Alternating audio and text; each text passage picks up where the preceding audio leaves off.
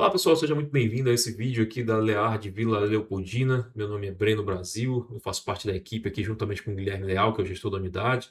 E a gente vai falar um pouquinho sobre juros, juros simples, juros compostos, nessa playlist de mercado financeiro, de matemática financeira, onde a gente vai ensinar aqui alguns conceitos que podem ajudá-lo aí nessa questão de financiamento, como que faz abatimento de parcela, como que faz equivalência de taxas, alguns cuidados que a gente precisa ter para poder falar a mesma língua do banco e entender exatamente o que vai acontecer, além de algumas dicas que vão estar dentro dos vídeos, tá? Acerca de financiamento, qual financiamento, se é base taxa Selic, se não é. Então, obviamente, o conteúdo acadêmico mais simples, indo para os de necessidade e passando por algumas dicas também ao longo do vídeo, tá bom? As nossas redes sociais, a gente pede a você que deixe aquele like se você gostar do conteúdo, né? E você fica a seu critério aí, e obviamente pode sugerir através dessas redes conteúdo, mandar dúvida, enfim, vamos estar à disposição para ajudá-lo, tá bom? Então vamos lá. Bom, vamos falar um pouquinho sobre juros. A lógica do juro é o custo do dinheiro, né? Se você tem R$ 500 hoje e vai me emprestar para alguém, ou se você capta R$ 500 e vai precisar devolver lá na frente, você não vai devolver só os 500, né? Porque dependendo do tempo que passar, você vai precisar devolver. Ele tem uma oportunidade de fazer rentabilizar esses 500 mil, ele emprestou para você, então você vai ser a rentabilização, você vai ter que devolver mais que isso. Vamos supor que você devolveu, dependendo do prazo XYZ, lá devolva 100, 600 mil. Então, os juros somados, ele vai dar 100 mil. Então, o capital, 500 mil, os juros, 100 mil, o montante, 600 mil. Né? Capital por quê? Porque você está capitalizado. Se capitalizou com 500 mil à vista ali, botou no caixa, está capitalizado. Os juros é a correção ao longo do tempo e o montante é o que se amontoou, né? É a montanha que se formou à medida que os juros foram pingando ali. Tá? Então, essa é mais ou menos a correlação que a gente usa para não esquecer essa nomenclaturazinha. Tá? Os juros é a compensação pela perda do valor do dinheiro ao longo do tempo. Ou seja, R$ 500 mil hoje não vai comprar daqui 3 anos o mesmo que ele compra hoje. Vamos supor que R$ 500 mil hoje você compra dois carros desse Song Plus aí da BYD, um exemplo. Tá? Mais ou menos isso, tá? Compra dois carros desse aí. Daqui 5 anos, será que você vai comprar esses mesmos dois carros? Não vai. Então tem que corrigir para você poder comprar esses mesmos dois carros. Nesse exemplo aí, você capitaliza 5 mil e devolve, amontoa, né, 6 mil. Então você tem um capital de 5, com os juros se amontoando aos 5 mais mil dá 6, que é o montante final. Tá bom? Então, os índices financeiros é o termômetro do mercado. Então, normalmente os juros de financiamentos eles vão estar aqui, ó, atrelados a esses grandes indicadores aqui, né? A taxa Selic e o CDI, eles são basicamente a mesma indexação, né? A taxa Selic é a taxa definida pelo Banco Central acerca de controlar a política monetária nacional. Então, se a inflação aumenta muito, o juro sobe, né? O que aconteceu recentemente aí no Brasil, onde tinha um receio aí da inflação por conta da política expansionista, né, mais gastadora do governo atual, e aí subiu os juros até 15%. Agora a inflação começa a retornar um pouco, é possível que a gente tenha redução de juros aí ao longo de 2026, quando que eu gravo esse vídeo, que eu estou gravando em janeiro. Tá bom? Então, essa taxa é definida pelo Banco Central, é a taxa básica da economia. O CDI é muito próximo ali da taxa Selic e ele serve para remunerar os bancos, porque os bancos eles fecham os seus caixas diariamente.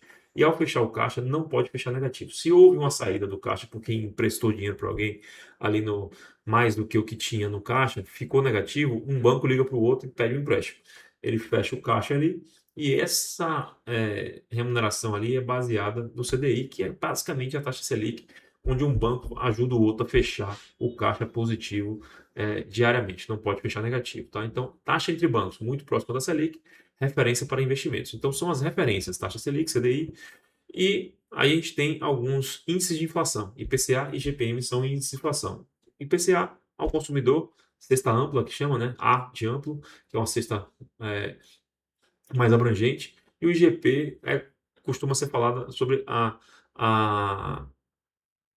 inflação do aluguel, porque normalmente os contratos de aluguel são referenciados ao IGP. Ele que é muito indexado ao dólar, tá? Então, se o dólar sobe, o IGP sobe também. Se o dólar estaciona, o IGP tende a não subir muito ou até, às vezes, retrair um pouco, se for o caso, como aconteceu aí recente aí, em função da entrada de dólares no Brasil, devido justamente aos juros altos que eu mencionei ainda há pouco.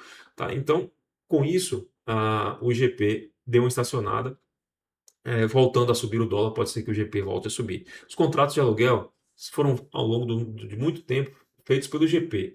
Na pandemia, quando teve aquela questão do dólar, tá, algumas pessoas começaram a puxar também via IPCA. Tá? Qual que é a melhor? A gente tem que analisar caso a caso. O dólar tem tendência de subir? Não tem tendência de subir?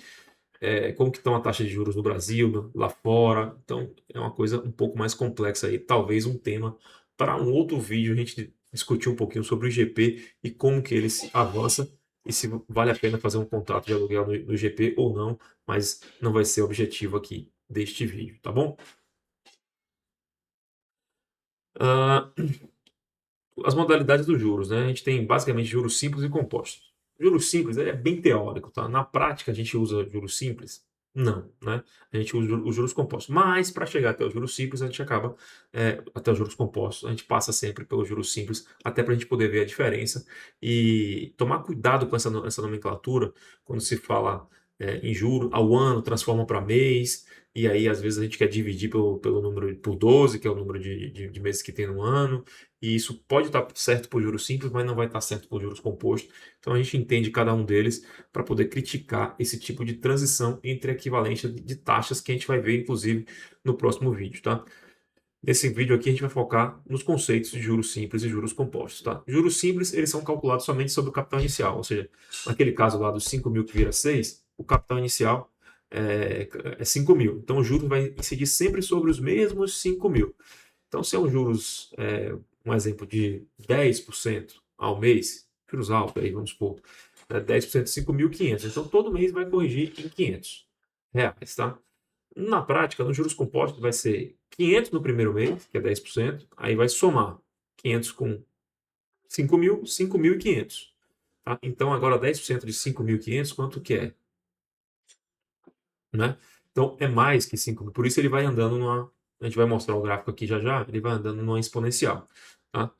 É, aqui, tipos de mercado, nominal é o valor bruto em contratos, né? Os juros reais são os nominais menos a inflação. Então, é, o banco, o credor, quando ele te empresta dinheiro, ele sempre ele quer uma capitalização real, ou seja, ele quer te emprestar um juros maior do que a inflação, senão ele está perdendo dinheiro. Tá? Então, quando você recebe aqueles 500 mil de volta, mais que você pague 600, na prática os 600 ainda não vale o que valia os 500 quando você pegou. Então, para ele não interessa. Tá? Juros de mora são juros de atraso de pagamentos, né? Rotativos são de crédito, cartão de crédito, né? Então, à medida que você não paga ali a fatura no vencimento, vai entrando os juros rotativos. E o sobre o capital próprio é atrelado ao lucro da empresa, né? Você tem um capital investido numa empresa, você está fazendo um rendimento ali do seu investimento, tá?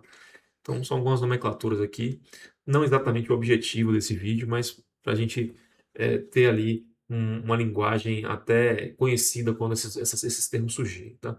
Porcentagem, na conveniência, a gente divide por 100, 1% é 0,01, 20% é 0,20 e assim vai, né? 100% é 1, né? É a unidade, 100% é todo, né? Tudo é a unidade inteira, 150% significa que você tem mais que uma unidade depois da correção. Então, opa, desculpa, regra de ouro, a taxa I, que é a taxa, e o tempo N devem estar na mesma unidade. A gente vai falar muito sobre isso em equivalência de taxas ao mostrar as fórmulas de equivalência, tá? Então, ao mês, o tempo tem que estar em meses. Taxa ao ano, o tempo tem que estar em anos. Então, se a gente fala taxa de 15% ao ano em 5 anos, o N das fórmulas que eu vou mostrar agora vai ser 5, tá?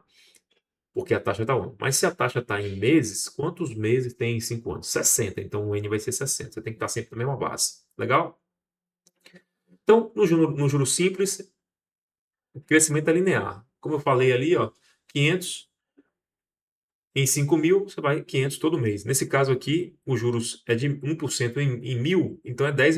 Então, R$ 10 todo mês, não vai mudar. Então, o montante final, 1.060, guarde esse número aí que a gente vai falar dele ainda, tá bom?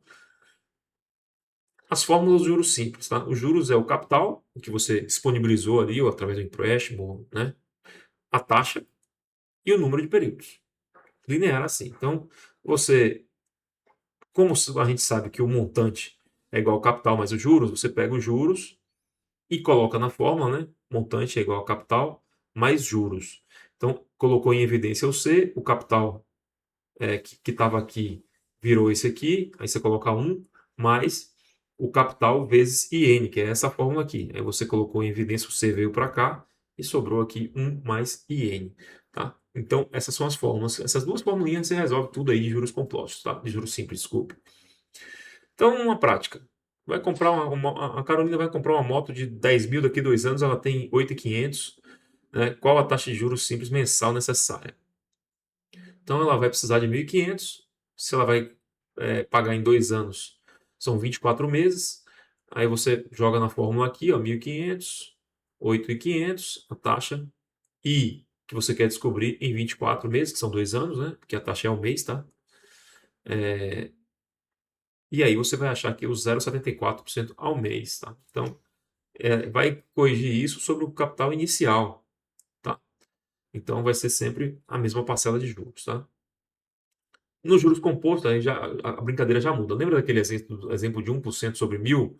No primeiro mês dá os R$ 10. No segundo, já é 1.010 e a gente coloca 1% sobre esse 1.010. Então, os juros dá 10 e 20. E aí vai até o sexto mês, onde a gente vai ter os juros de 10,50. Então, se a gente tinha esse resultado dando 1.060 aqui ao longo de 6 meses, aqui já dá um pouco mais. 1.061,50. Isso porque os juros é pequeno e porque o período é pequeno também, porque senão essa diferença ela tende a aumentar, porque é exponencial, tá? E quanto maior a taxa, ela aumenta mais rápido, e quanto maior o período, ela vai aumentar também ao longo do período considerado. Tá? Então, a fórmula fica M é igual a C 1 mais I. Em vez de multiplicar o N aqui o N de forma linear, você vai fazer uma potência, porque você está sempre multiplicando, corrigindo a soma, né? O tempo n é uma potência, o crescimento é exponencial. Se você colocar isso aqui, essa conta aqui, você vai achar aquele 1,61 e 50, se eu não me engano, que eu mostrei no slide anterior. Esse aqui, esse aqui, tá? 1,61 e 52. É essa conta aqui, ó, que está direto nessa forma aqui. E você quer encontrar os juros, é o montante menos o capital, né? Por quê? Porque o montante é igual ao capital mais os juros. Então você isola o J ali e resolve, tá? Então os juros vai dar R$ 61 em fração, tá? Então, aqui é a diferença dos juros, ó, N igual a 1, a gente tem equivalência de taxas, maior que isso, você já está perdendo ali um pouco, né? Porque o juros composto ele vai estar agindo sobre o montante acumulado e essa dívida vai crescendo exponencialmente. Ah, mas e se for antes é até melhor? É porque na exponencial, se você fizer um expoente, né? Por um número fracionário, a dívida cai, né? É teórico isso aqui, porque na prática você precisa de mais de um período para quitar seu financiamento. Mas é isso aí, ó. N menor que 1, o simples vai ser maior que o composto, N igual a 1 iguais, daí para frente o composto dispara efeito bola de neve, porque vai fazendo um expoente ali e vai crescendo o montante ali de forma, os juros e o montante, no caso, de forma exponencial. Tá? Então aqui alguns exemplos. Tá? Descobrir o tempo. José, 5 para 6.000, 0,8%. Você vai precisar do logaritmo aqui, o resultado vai dar, é só colocar nessas fórmulas aqui, ó. Opa, aqui. Só colocar aqui e resolver, vai dar 22,8 meses. É mais rápido que 25 meses do juro simples. Então, se você quer capitalizar 5 mil para chegar a um montante de 6 mil com 0,8% ao mês, no juros compostos você vai fazer isso em menos de 23 meses. No juros simples você precisaria de 25 meses, tá bom? E descobrir a taxa é uma outra fórmula aqui também. Você vai fazer a raiz, né, e vai descobrir aqui que é 0,68% ao mês, né, ou você precisaria de 0,98 no juros simples, tá? Então é só isolar a variável ali que você está precisando dentro da fórmula, tá? Hoje em dia com essas calculadoras aí e até mesmo um chat GPT da vida, você manda a conta lá e ele resolve para você, tá? Então o resumo das fórmulas sempre vai ser montante é igual a capital mais juros, independente se é juros simples ou composto. No juros simples, os juros é capital, taxa e períodos, lembrando que o período tem que estar na mesma unidade da taxa, e você tem C e N aí, né? Colocou essas duas fórmulas juntas, vai dar isso aqui. Colocou essas duas fórmulas juntas no juros composto, que é elevado a... Esqueça esse N aqui, tá? Esse N não existe, tá? A fórmula é essa aqui. Aqui está certo, aqui está errado, tá? Me perdoem. E aí você vai ter as fórmulas aqui de juros simples e compostos, tá bom? Então, aliado ao inimigo, o tempo trabalha a favor dos juros compostos, multiplica o patrimônio para o investidor. Para o devedor, ele pode se tornar uma bola de neve, é bom ter cuidado. A indexação, ou seja, do seu financiamento, também é relevante. Tá? Aqui vai uma dica de ouro que eu deixo exatamente para o final do vídeo. É importante que você entenda o seguinte: qual é o momento da taxa Selic no país? Quanto tempo você vai passar financiado? Tá? A gente vive de ciclos econômicos. Na pandemia, a taxa de juros Selic estava cerca de 2%, agora está 15%. Quem contraiu um financiamento lá em 2020 indexado à taxa Selic, existia bastante proposta disso, tá? A 5,39%. Nossa, muito bom os juros, né? É, ao ano, putz, mas aí, cara, tranquilo, mas se está indexado a Selic, a Selic subiu para 15%. E agora, como é que está essa dívida? Então, cuidado com o modelo de financiamento. Procure saber como é que vai ser a correção dessas parcelas, qual é o sistema, Stack ou Price. A gente também vai falar disso no próximo vídeo, nos próximos vídeos. E também como que você vai contrair esse financiamento. Você precisa ficar atento, porque taxa de juros, no caso Selic, ela varia. E se ela estiver baixa na hora da sua contração, ela pode subir e lhe atrapalhar e sair do seu orçamento, tá? Então, basicamente, é isso que eu tinha para falar sobre juros simples e compostos. Na próxima aula, que eu espero conseguir colocar aqui em cima ou aqui embaixo, em algum lugar, o link, a gente vai falar sobre equivalência de taxas e começa a aprofundar o assunto, ficar mais interessante e chegar aonde você vai falar sobre amortização de parcelas, tá bom? Então, é isso. Até o próximo vídeo dessa playlist. E se você gostou também, pode encaminhar para alguém que esteja precisando deste conteúdo. Muito obrigado e até lá.